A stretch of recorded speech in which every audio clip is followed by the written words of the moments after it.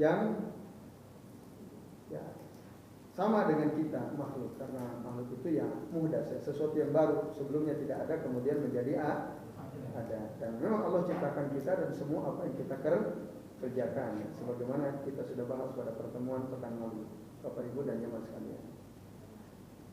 Jadi ruku itu muhdas. Wa kullu Qur'anin qadimun taba'ahu.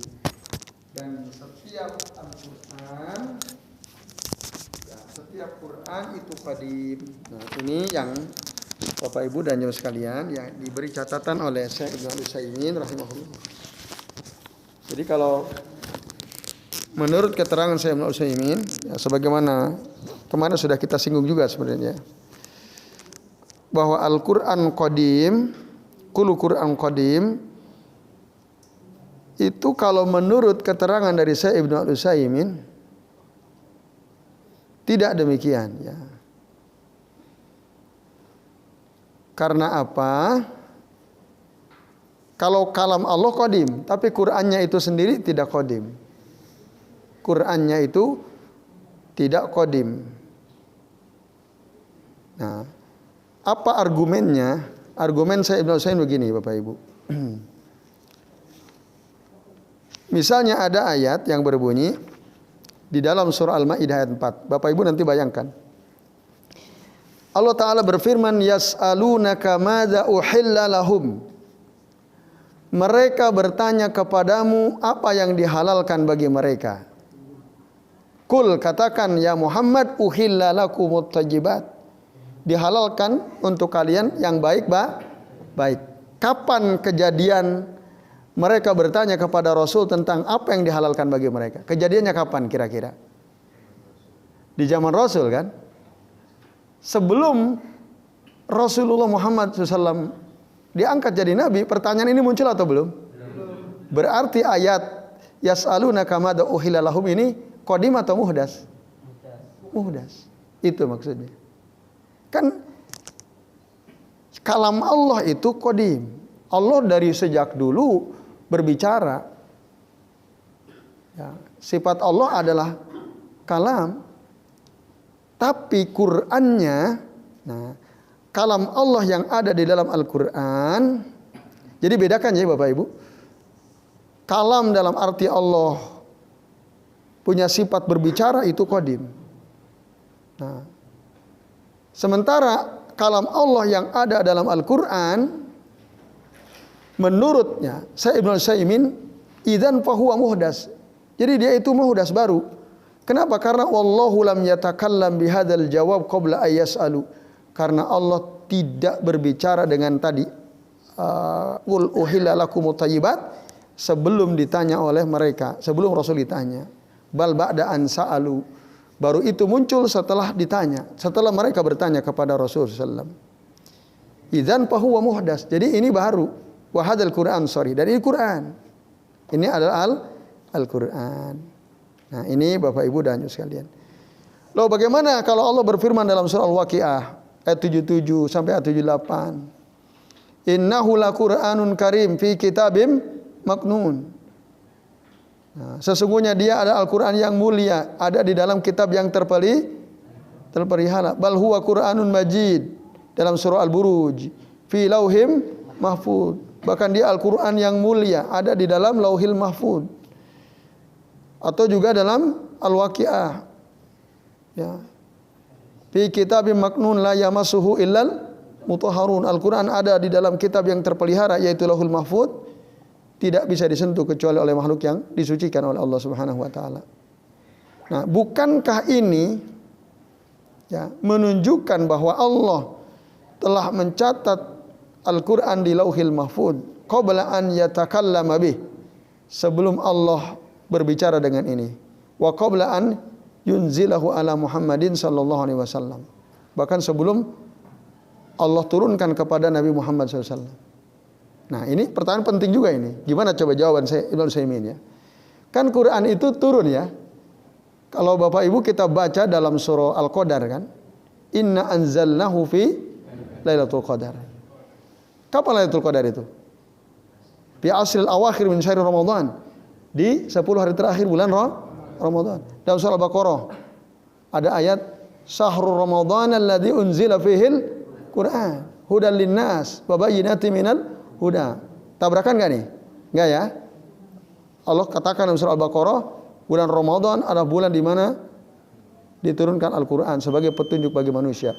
Lalu dalam surah apa tadi? Yang Al-Qadar, inna anzalnahu fi lailatul qadar. Nah, Bapak Ibu dan jemaah sekalian, artinya Al-Quran diturunkan kepada Rasul itu di malam Lailatul Qadar. Semuanya atau sebagian? Sebagian. Kok dari mana antum bisa berkesimpulan Al-Quran diturunkan pada malam Lailatul Qadar sebagian? Kira-kira bertahap. Coba Al-Quran turun di malam Lailatul Qadar itu bertahap atau sekaligus? Sekaligus kan? Nah, yang bertahap kapan? Ketika diturunkan kepada Rasulullah SAW. Kapan itu? Selama 23 tahun. Awalnya kapan? Dari mana antum tahu tanggal 21? Ada enggak hadisnya? Kenceng banget itu, jauh 21. Nah, Bapak Ibu dan jauh sekalian, ya. Ada 3 dalam kitab yang ditulis oleh Syekh Ahmad Muhammad Ma'bad ya. Di dalam kitab beliau dituliskan bahwa Al-Quran itu turun 3 tahapan. Ada 3 tahapan. Tahapan pertama Allah berfirman lalu disimpan di Lauhil Mahfudz, dan itu nggak ada yang tahu kapan terjadi. Yang jelas memang fi kitabim maknun tadi, disimpan di situ di kitab yang terpelihara, la yamassuhu illal mutahharun.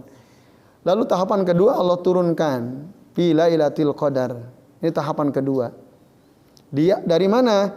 Dari Lauhil Mahfudz fi kitabim maknun tadi, atau fi Lauhil Mahfudz dalam surah Al-Burud, fi Lauhil Mahfudz dalam surah Al-Waqiah fi kitabim maknun, itu turun ke Baitil Izzah fi sama'id dunya, ke langit dunia, fi Baitil Izzah.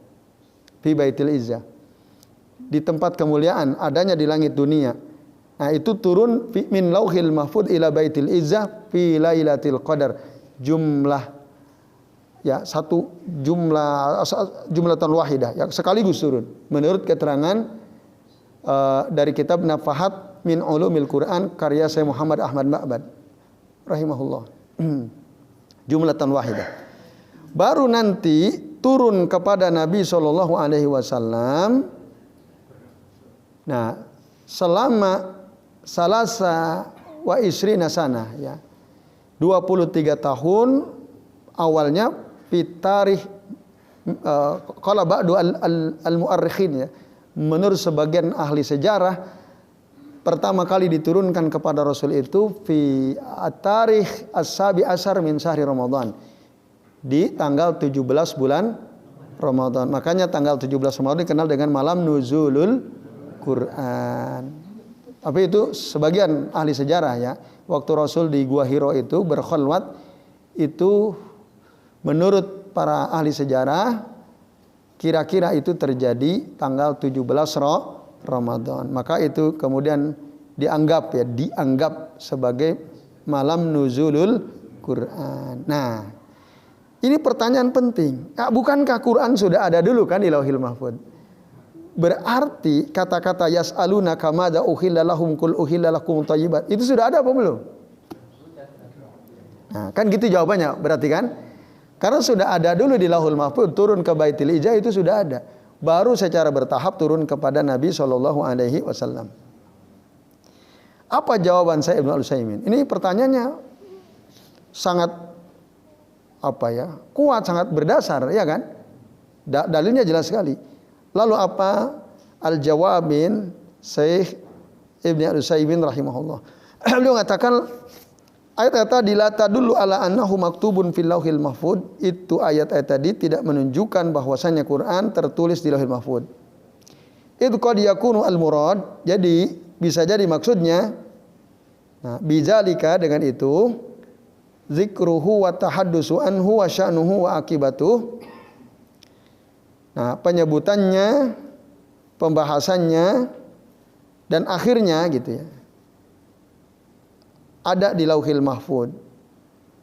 Nah ini, karena di dalam surah Asy-Syu'ara ayat 196 Allah mengatakan wa innahu lafi zuburil awwalin. Sesungguhnya dia ada di dalam kitab al-awwalin, generasi awal ya. Al-Quran maksudnya. Dan hal itu juga ada dalam firman Allah Ta'ala misalnya di dalam surah Asy-Syu'ara ya.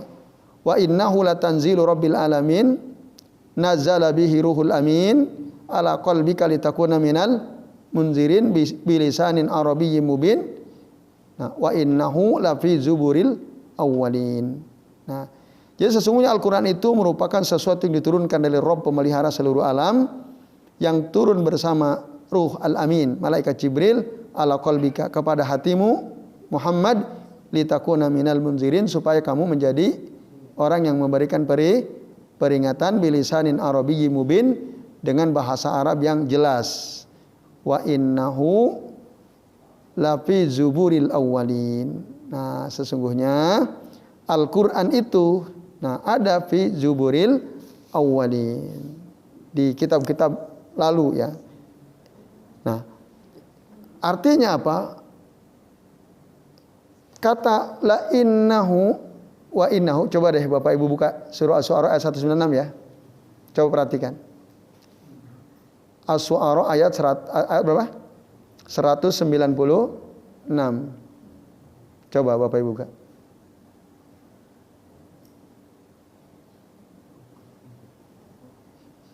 Sudah ketemu? Oke, sudah ketemu ya? Ayat 196. Ya pendek ayatnya. Wa innahu lafi zuburil awalin. Apa artinya? Dan sesungguhnya Al-Quran itu benar-benar tersebut dalam kitab-kitab orang yang dahulu. Nah, berarti kitab-kitab Nabi maksudnya apa? Coba. Apa seluruh isi Al-Quran disebutkan? Hanya dikabarkan. Gimana maksudnya hanya dikabarkan? Nah, itu. Kabar kan? Informasi bahwa Al-Quran itu di kitab-kitab Nabi terdahulu itu sudah disebut-sebut gitu. Ini menurut penjelasan Syekh Ibnu Al-Utsaimin. Maka makna wa innahu lafi zuburil awwalin itu bukan berarti, itu artinya wal Quran laisa maktuban fi zuburil awwalin. Itu bukan berarti Al-Quran itu tertulis di kitab-kitab Nabi atau Rasul terdahulu, bukan.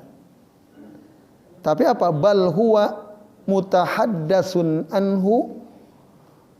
Ya, akan tetapi Al-Quran itu dibahas, disebutkan ya, fi zuburil awwalin, dalam kitab-kitab Nabi terdahulu.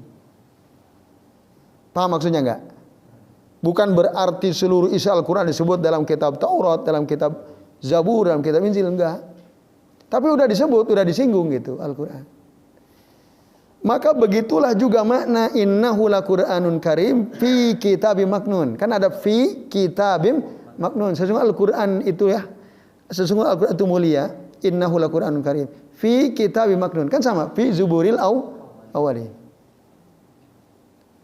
Nah, itu penjelasan saya Ibnu Al-Utsaimin. Jadi ketika Allah mengatakan innahu laqur'anun karim fi fi kitabim maknun, itu bukan seluruh isi Al-Quran tercatat di Lauhil Mahfud. Ini menurut penjelasan saya Ibnu Utsaimin ya. Tapi maksudnya penyebutannya, pembicaraannya sudah ada di Lauhil Mahfud, di dalam kitab yang terpelihara. Nah ini Bapak Ibu dan sekalian. Nah, saya kira ini wawasan baru ya, karena memang selama ini kita memahami Al-Quran ada di Lauhil Mahfudz kan begitu. Turun ke langit dunia waktu malam Lailatul Qadar, lalu diturunkan secara bertahap. Nah, itu yang kami memahami dari kitab Nafahat min Ulumil Quran karya Syekh Ahmad Muhammad Ma'bad. Seperti itu, karena beliau ya 3 tahapan. Tapi rinciannya kalau menurut Syekh Ibnu Utsaimin, ini tidak berarti seluruh isi Al-Quran itu dicatat di Lauhil Mahfudz. Tapi maksudnya dibincangkan, dibicarakan, disebutkan. Itu. Baru nanti turun sebagai respon terhadap kondisi sosial yang terjadi di masa Rasul hidup. Kan ada masalah dijawab, ada masalah dijawab kan gitu. Kan isi dalam Al-Quran sebagian adalah jawaban dari persoalan yang terjadi. Seperti tadi kan dalam surah Al-Maidah ayat 4 kan, yas'alunaka madza uhilla lahum qul uhilla lakumut thayyibat. Akan ada peristiwa. Nah, ditanya Rasulullah SAW. Lalu kemudian Rasul tentu tidak bisa menjawab langsung kan. Sering Rasul itu ditanya, beliau tidak langsung jawab, diam dulu karena menunggu wahyu. Gitu. Waktu ditanya tentang Ashabul Kahfi, Rasul apa langsung jawab? Enggak. Ditanya tentang ruh, Rasul langsung jawab? Tidak. Nunggu dulu wahyu. Nah, kan peristiwanya baru kan? Pertanyaannya muncul baru kan? Lalu turun Quran. Allah berfirman, diterima oleh Nabi SAW. Nah, itu menurut Syekh Ibnu Al-Utsaimin. Jadi Bapak Ibu dan sekalian, Al-Quran itu kata beliau idan fahuwa muhdats gitu. Karena isinya kan untuk merespon beberapa peristiwa yang terjadi di sekitar Rasul sallallahu alaihi wasallam. Itu. Bahkan beliau di sini tegas mengatakan ya, kalau Bapak Ibu punya kitab ini ya, Syarhu Al-Aqidah As-Safariniyah ini, di halaman 419 ya, beliau katakan begini, wal khulasa, kesimpulannya, annal qaula bi annal Qur'ana qadimun qaulun munkarun katanya. Perkataan yang menyatakan bahwa Al-Quran itu qadim, qaulun munkar, perkataan mungkar. Kata siapa ini? Saya Ibnu Utsaimin. Nanti bisa dibuka di halaman 419 ya. Bal naqul, tapi kita katakan Al-Qur'anu majid, Al-Qur'anu karim, wa nasifuhu bima wasafahu Allahu bih. Quran itu mulia dan kita mensifati Al-Quran sebagaimana Allah mensifatinya. Amma annahu qadim fala yusafu bidzalik. Adapun jika Al-Quran dikatakan qadim, tidak ada ayat yang menegaskan bahwa Quran disifati dengan sifat qadim, tidak ada. Nah, wa hadzal qaul, maka perkataan ini yang menyatakan Al-Quran itu qadim, huwa naz'atun min naza'atil asy'ariyah katanya. Ini merupakan pikiran dari pikiran-pikiran asy'ariyah. Karena mereka mengatakan inna kalamallahi huwal ma'nal qa'im bi nafsihi. Sesungguhnya kalam Allah itu adalah makna yang berdiri sendiri, wa huwa qadimun ka qadamil ilm. Nah, dia itu sifatnya qadim. Ini menurut Asy'ariyah, seperti qadimnya ilmu Allah maksudnya. Ai lam yazalillahu azza wa jalla muridan li syai'in aliman bihi. Nah, maksudnya Allah senantiasa menghendaki sesuatu dan Allah Maha tahu segala sesuatu, selalu seperti itu. Oleh karenanya kata mereka Al-Qur'an itu kalam Allah yang al-qaimu bi nafsihi wa huwa qadim. Nah, jadi dalam hal ini Al-Imam As-Safarini terpengaruh Asy'ariyah dalam kalimat yang kullu Qur'an qadim itu. Ini menurut risetnya saya Ibnu Al-Utsaimin rahimahullah. Nah, ini Bapak Ibu dan jamaah sekalian rahimani wa rahimakumullah. Baik, jelas ya? Tapi memang kita harus katakan Al-Qur'an itu karim, Al-Qur'an itu majid. Ya, itu karena Allah mensifati Quran dengan itu. Makanya kita nasifuhu bima wasafahullahu bih. Kita mensifati Quran ya sesuai dengan yang disifati oleh Allah Subhanahu wa taala dengannya. Ada nggak coba cari dalam Al-Quran? Allah mensifati Al-Quran dengan qadim. Ada atau tidak? Nah, menurut penelitiannya saya Ibnu Utsaimin tidak ada. Tidak ada. Nah, itu. Wallahu a'lam bishawab.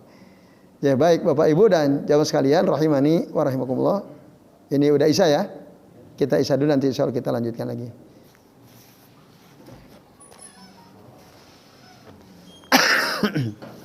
Ya, alhamdulillah Bapak Ibu dan jamaah sekalian ya, kita sudah tiba di waktu Isya. Sambil menunggu waktu iqamah kita lanjut sedikit ya Bapak Ibu dan jamaah sekalian. Maka dengan demikian Bapak Ibu dan jamaah sekalian ya. Jadi perkataan Syekh Al-Imam As-Safarini dalam bait yang ke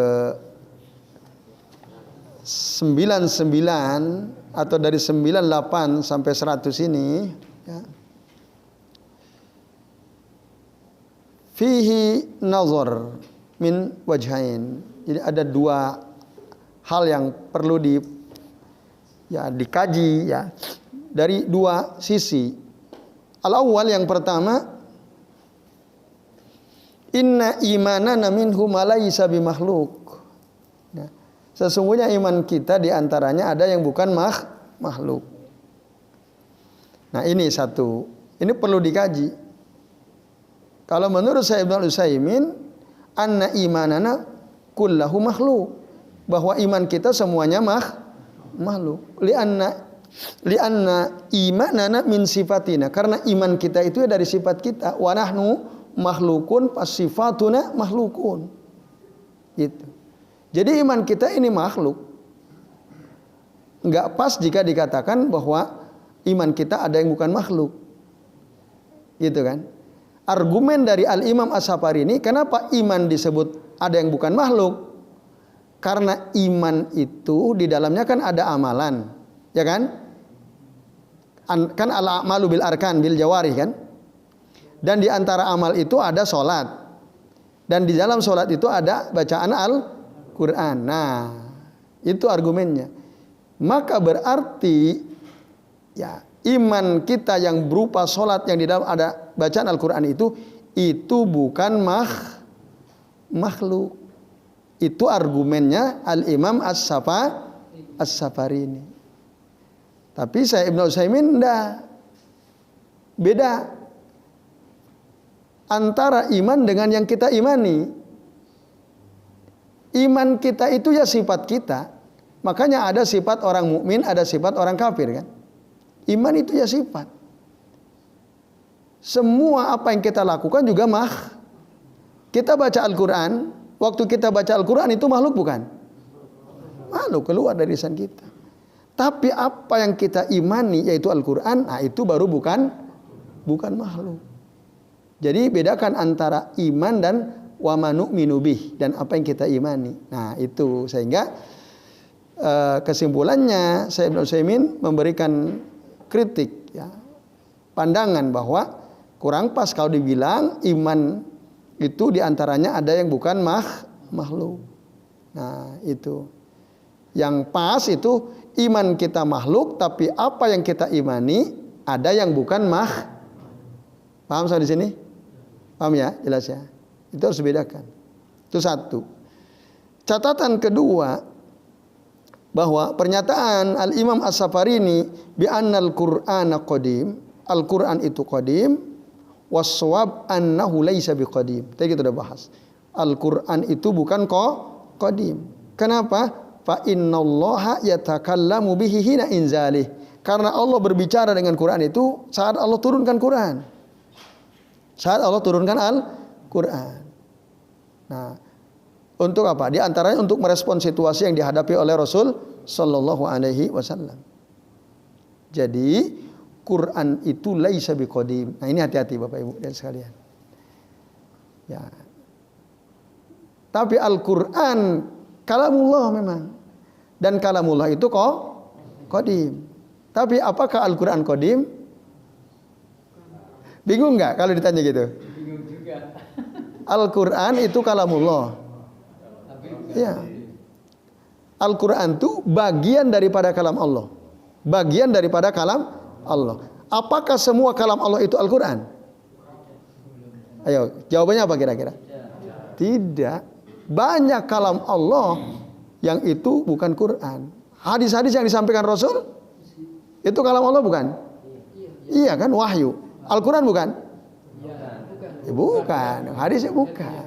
Hadis qudsi juga kalam Allah, tapi bukan Quran.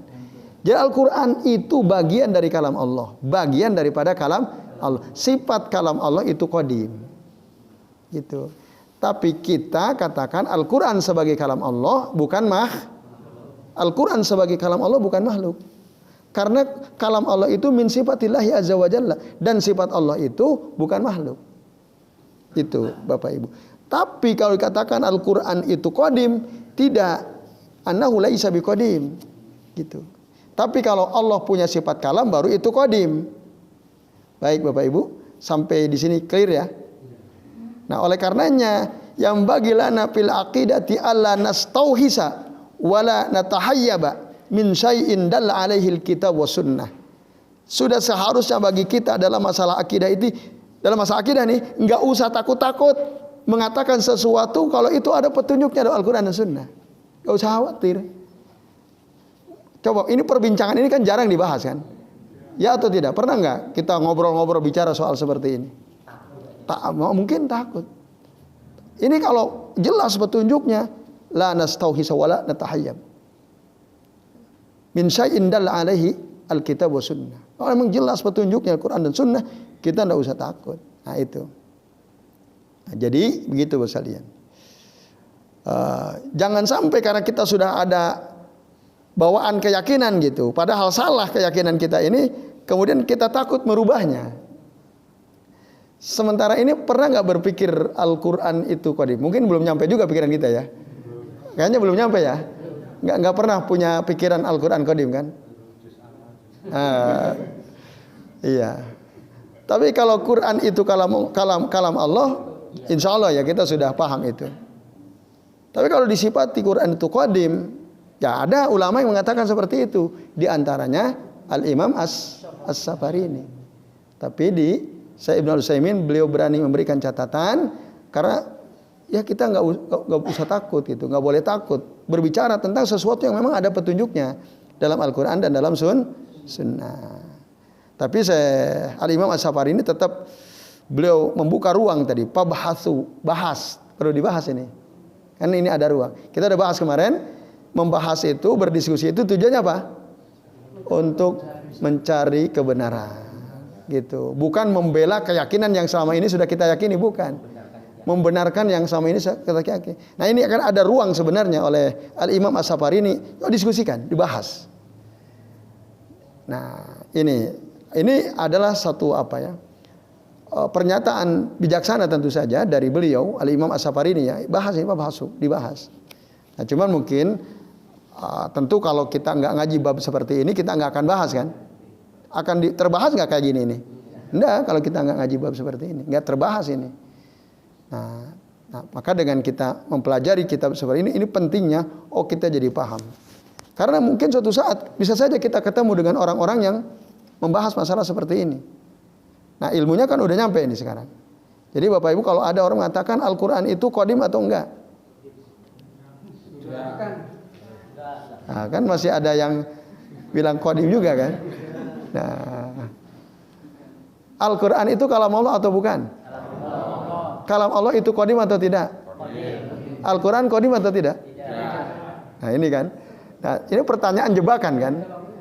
Nah, kenapa kok antum bisa mengatakan kalam Allah itu qadim sementara Al-Quran kalam Allah antum bilang enggak qadim? Nah, karena tidak semua kalam Allah itu Al-Quran. Dan kalam Allah itu sifat. Nah, kalam Allah itu sifat. Al-Quran memang bagian daripada kalam Allah Subhanahu wa ta'ala. Sementara tidak ada satupun dalil yang menunjukkan bahwa Al-Quran itu qadim. Yang ada apa? Majid. Yang ada apa? Karim. Yang ada itu. Maka kita sifati dengan apa yang Allah sifati dengannya. Jangan membuat sifat baru yang Allah sendiri tidak pernah mensifati Quran dengan sifat tersebut. Nah, jadi orang yang mengatakan sifat Quran itu qadim, berarti dia mensifati Quran tanpa dalil kan? Tanpa dalil. Ada nggak dasarnya? Tidak ada kecuali pakai logika tadi. Logikanya gimana? Quran kalam Allah. Kalam Allah itu qadim, berarti Quran. Nah, itu kan teorinya siapa tuh? Orang apa? Filosof itu kan. Nah, itu. Tapi tidak seperti itu. Nah, ini saya kira penjelasan penting dari Syekh Ibnu Al-Utsaimin rahimahullah ya terhadap bait yang mulai dari 98 sampai bait yang ke-100. Ya baik Bapak Ibu, supaya ada waktu sedikit ya untuk tanya jawab, barangkali ada di antara Bapak Ibu dan hadirin sekalian yang mau bertanya, kami persilahkan. Ya silakan Pak Nasir. Ya Pak Nasir, Ibu, monggo Pak Nasir. Atau muhdas sama, ya. Kalau dari segi awalnya Quran itu qadim. Iya. Kalau dari sisi apa? Tadi kan sudah di Loh Mahfuz dalam materi, tapi diviralkan zamannya Muhammad Rasulullah. Jadi Quran sudah di Loh Mahfuz sudah lama. Kita tidak tahu kapan itu. Ya. Tapi yang orang bahasanya itu yang makhluk. Membaca Quran itu makhluk. Ya. Jadi maksudnya itu qadim itu lama daripada. Maksudnya antum mau mempertahankan Quran itu qadim. Itu maksudnya. Aku membedakan lama daripada dulu kan baru ya, lama. Seperti Imam Syafi'i mengatakan kalau Imam Syafi'i itu punya qaul qadim. Ya. Ya. Ya. Ya. Nah itu yang kami tanyakan itu yang markas saya dulu Quran itu kan harus jauh dulu ya. Oh, maksudnya makna qadim itu maksudnya itu. Ya. Gitu, Oke. atau bukan? Nah, ini perlu tanya Imam As-Safarini kalau gini ya. Karena saya beliau sudah wafat ya. Oke, ya. Oke, tapi saya catat Pak Nasir ya. Monggo Bu.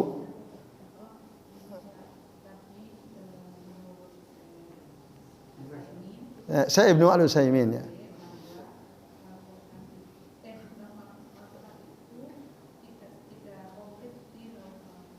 Ya. Tidak utuh 30 juz gitu ya.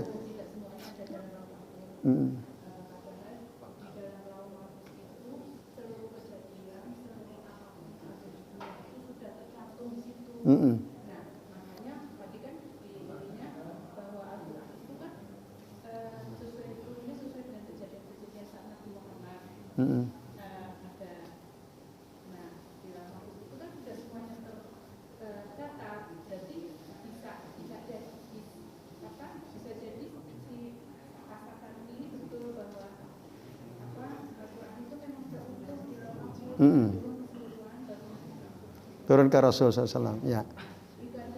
Gimana kira-kira kalau begitu Bu ya? Oke ya. Artinya Ibu ingin memberikan catatan terhadap pernyataan saya Ibnu Al-Utsaimin gitu ya? Ya. Ya itu nggak masalah. Ibu nggak usah takut. Nggak usah takut ya. Aku dari tanya.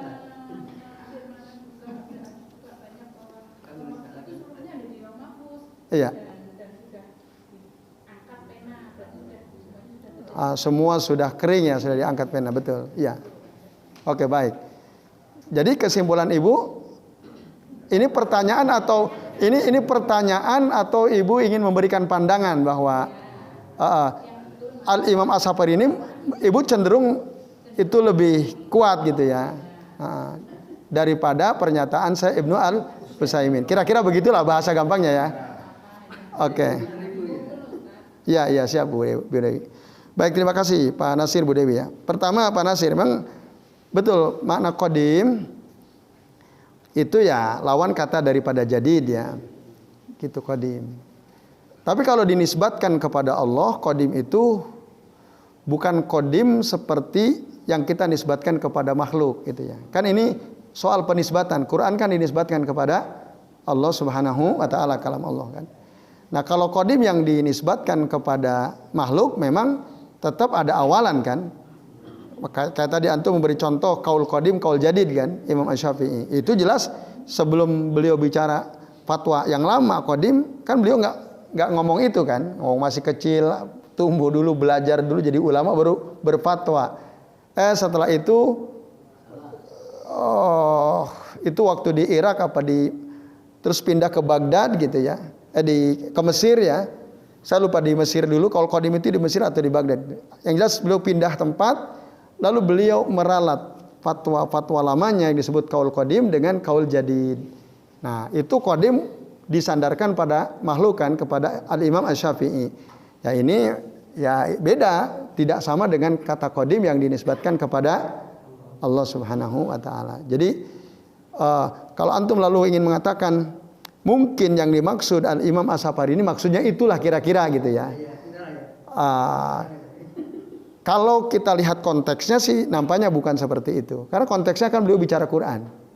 Bicara Quran. Quran tentu kaitannya dengan Allah kan. Itu. Jadi sepertinya dugaan antum lemah ya.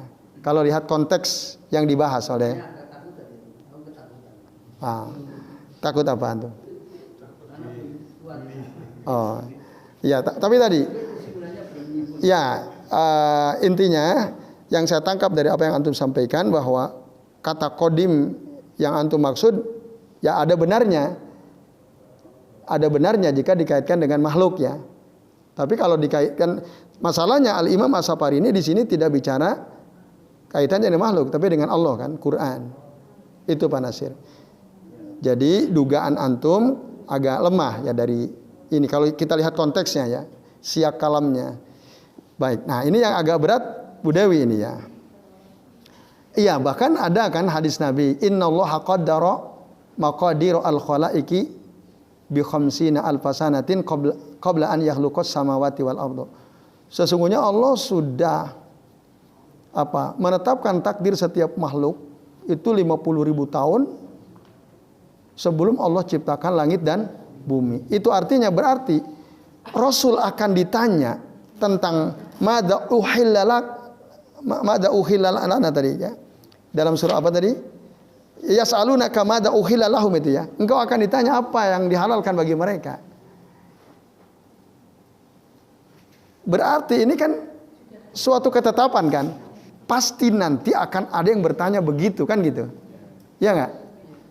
Iya. Dan sebelum kejadian sudah ada catatannya, sudah ada ketetapannya, gitu. Nah makanya tadi dalam kitab Nafahat min Ulumil Quran karya Syekh Muhammad Ahmad Ma'bad rahimahullah, beliau tadi cenderung ya utuh di Lauhil Mahfuz, utuh pula turun di malam Lailatul Qadar ke Baitul Izzah, baru nanti secara bertahap diturunkan kepada Rasul sallallahu alaihi wasallam ke hatinya beliau ya. Nah, itu artinya apa? Argumen Budawi ya bisa diterima juga sih sebenarnya. Mungkin dari situlah kenapa Al-Imam As-Safari ini kan gitu. Kira-kira ya, Ibu ingin menyimpulkan Al-Imam As-Safari ini beliau katakan kullu Qur'anin qadim. Nah, gitu ya. Wa kullu Qur'anin qadimun fabhasu. Kan itu di bait yang ke-100 ya. Nah, kalau lalu saya terangkan tadi pernyataan dari saya Ibnu Utsaimin, lalu Ibu ingin klarifikasi sebenarnya mana yang kuat? Saya hanya bisa mengatakan wallahu a'lam bishawab ya. Wallahu a'lam bishawab. Allah yang lebih tahu. Saya hanya bisa menyampaikan argumen dari saya Ibnu Utsaimin, saya Al-Imam As-Safari ini termasuk dari tadi pendapat dari saya Muhammad Ahmad Ma'bad dalam kitab Nafahat min Ulumil Quran ya. Wallahu a'lam Bu. Itu Bu. Nah, tapi bolehkah kita saya cenderung kepada pendapat Imam As-Safari ini misalnya? Boleh atau tidak? Boleh. Oh, saya cenderung kepada pendapat saya Ibnu Utsaimin. Boleh. Ya, enggak ini kan ijtihad kan? Ijtihadnya Al-Imam As-Safari ini, ijtihadnya saya Ibnu Utsaimin. Tapi memang kalau dicari apakah ada dalil Al-Qur'an itu qadim? Nah, itu memang enggak ketemu, enggak ada. Nah, kalau nggak percaya silakan cari hari ini, pekan depan kita bahas gitu ya. Kalau ada mungkin ada yang ketemu gitu ya dalam Al-Qur'an, kalau ada dalam hadis Nabi, ada kok pernyataan, ada dalil Al-Qur'an itu qadim. Nah, maka kalau ada selesai sudah. Kan gitu. berarti ingkrah keputusannya kalau ada dalilnya loh ya. Tapi pertanyaannya ada atau tidak kan itu? Itu PR-nya. Tapi menurut penelitian saya Ibnu Utsaimin tidak ada. Yang ada itu Quran Majid, Quran Karim. Itu. Nah, sementara kullu Quran qadim itu ijtihadnya Imam As-Safarini. Beliau mensifati Quran dengan kata qadim. Gitu. Nah, wallahu a'lam bishawab. Jadi itu Bu Dewi ya. Saya hanya bisa mengatakan itu. Nah. Jelas Bapak Ibu cukup ya? Nah, ini mudah-mudahan nggak bikin pusing ya. Ya. Jadi mikir harusnya ya. Jadi baik Bapak Ibu dan jauh sekalian, karena waktu kita terbatas, insya Allah kita lanjut lagi ya, pembahasan kita pekan yang akan datang. Terima kasih atas perhatiannya. Mohon maaf bila ada kesalahan. Kita akhiri dengan doa kafaratul majlis. Subhanakallahumma wa bihamdika asyhadu an la ilaha illa anta astaghfiruka wa atubu ilaik. Wa sallallahu ala Muhammadin wa ala alihi wa sahbihi wa baraka wa sallama alaihim ajmain. Billahi taufiq wal hidayah. Wassalamualaikum warahmatullahi wabarakatuh.